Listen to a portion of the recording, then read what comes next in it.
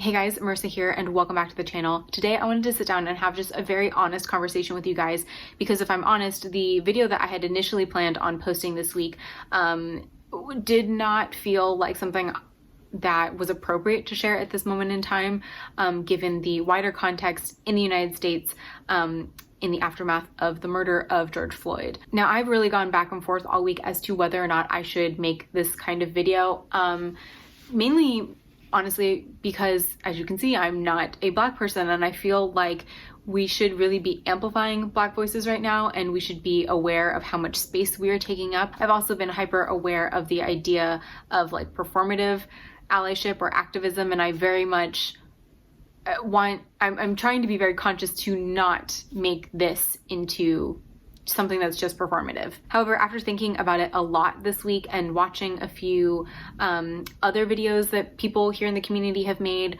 I decided that there were a couple of reasons why I thought it was important for me to make this video. I'm really going to try and articulate myself clearly here because obviously this is a very important topic. So I don't normally script my videos, but I have like a whole lot of notes here as to what I want to get across.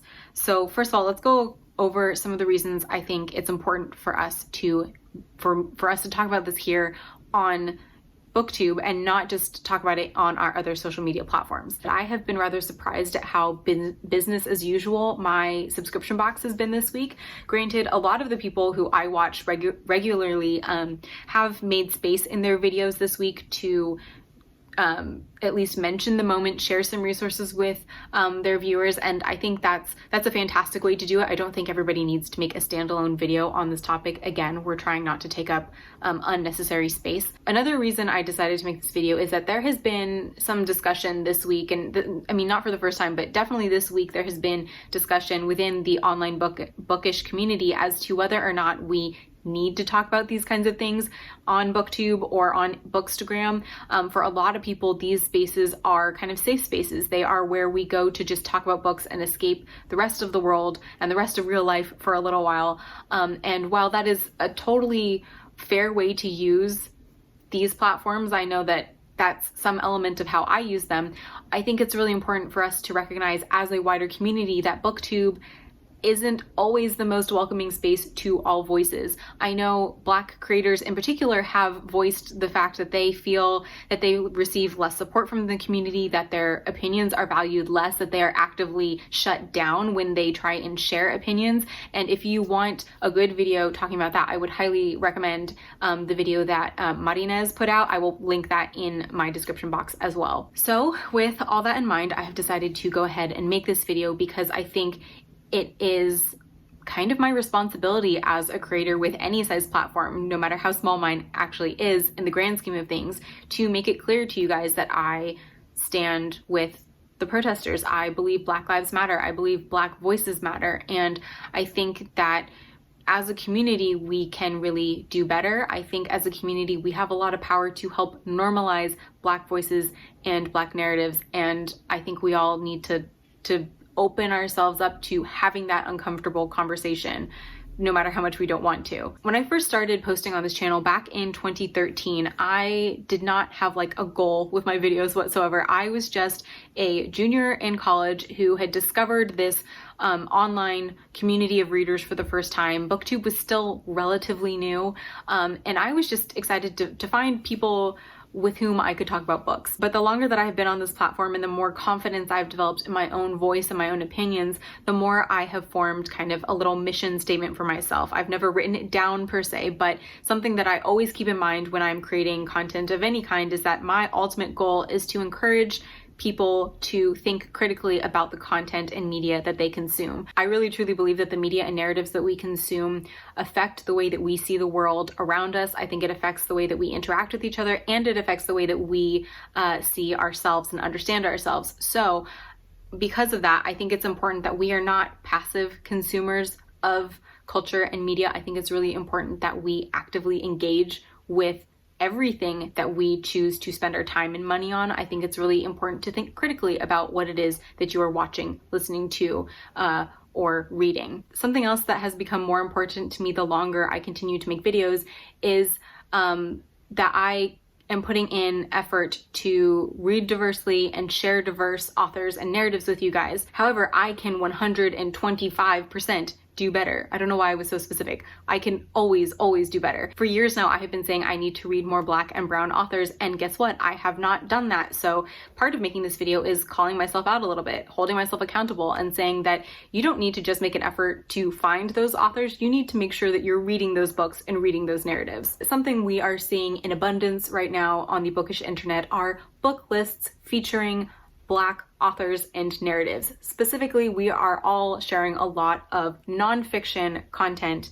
or nonfiction recommendations for books about racism, books about the Black experience, and books about how to be an anti-racist by Black authors. Now, don't get me wrong, I think it's fantastic that we are sharing Black authors and Black narratives in this moment in particular, and as somebody who just admitted I don't read enough Black authors or narratives, I think it's great that these resources exist. However, I just want to remind us all that reading diversely and normalizing diverse narratives, that's not a sprint, that's a marathon. It is just as, if not more important, for us to read diversely all of the time. I don't want us just reaching for Black authors in moments like this, moments of tragedy, moments of giant social change. I don't want us just reading minority literature in their respective heritage months. I think especially if we are seeking to normalize these narratives, to validate them on the same level as we would any white author, it's so important that we don't treat them like special reading lists. I think it's really important that we treat them as our normal reading. I would also say that in the way that immigrant authors don't want to be pigeonholed into only writing about the immigrant experience,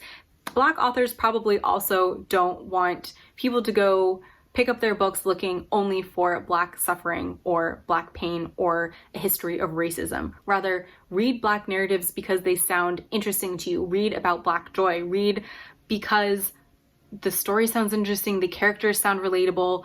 Just, don't read Black authors to check off some tick list, basically, is what I'm saying. The next thing I wanted to talk about isn't BookTube specific necessarily, but I wanted to kind of put this out there because one of the videos that I personally am most proud of here on my channel is a video I made a couple of years ago now, talking about my experience growing up mixed race in the United States. If you are a newer viewer here or just have not seen that video, I am half Chinese and half white. And I say white because my white side is Irish and Lebanese, and I have been increasingly skeptical of the whitewashing of Middle Easterners in the United States, but that is a whole separate topic which we are not getting into. I recognize that there is no one universal mixed race experience. I think that your experience with the othering that often happens to mixed race individuals can vary vastly based on what your mix is, what you present as, your location in the country, your greater social community, family context. All of those things will play into a very different experience for mixed race individuals. However, I just want to say for someone like myself who is a non-Black presenting mixed race individual, and especially for mixed race people who are white passing, I think it's really important for us in this moment, especially to take a step back and reflect on the privilege that we have as mixed race individuals. I do think it's a fairly common experience for mixed race individuals to, at the very least, experience some kind of othering, if not some racism towards them. I know I certainly have had my experiences, but I also know that as a, like I said, non-Black presenting mixed race person, I have had access to so much more privilege in my life than any Black individual, than any other person of color who cannot take that color off when it is convenient or based on context. And I know that might seem completely random and out of left field, but I have seen a lot of fantastic resources on anti-racism directed at white people. I've seen a lot of fantastic resources directed at other minority communities, specifically like the Asian community or South Asian community, where there does tend to be a level of inherent anti-Blackness. I've seen a lot of resources for those communities. So as like mixed race is kind of my niche, I just wanted to throw that out there in case any other mixed kids out there have been thinking about this as well. The last thing I wanted to leave you guys with is kind of a request or an action item, and that is that if you are 18 years old or older and you are registered to vote in the United States, I would really ask that you go out to vote in November. Now, this is not me telling you how to vote, who to vote for. I want you guys to do your own research and make sure that you are informed voters, but I just want to underscore the importance of voting in not just national elections, not just federal elections for offices like President of the United States, but for local officials in your own communities. If you are concerned about criminal charges, sentencing recommendations, or the sentence that is ultimately handed down, those are all decisions made by local elected officials, your local DAs, your state attorney generals, and your local judges. If you're concerned about the culture at your local police department or about their chain of command, the mayor of your city, that elected official, appoints the chief of police. If you are concerned about investment in Black and Brown communities in your city, I think it's really important to recognize that within the city budget, things like schooling, things like infrastructure, open space, any pollution related laws, all of that is decided by the city council, who, guess what, are elected officials. So completely putting aside national politics for a second, it's really important to go out and vote, because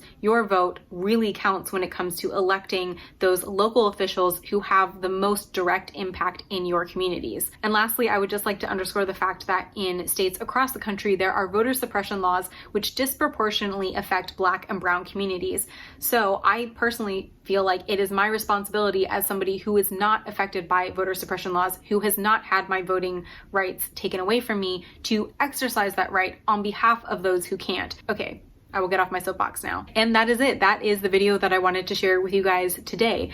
I also want to acknowledge that, yes, there might be people out there watching me who do not agree with my stance on this.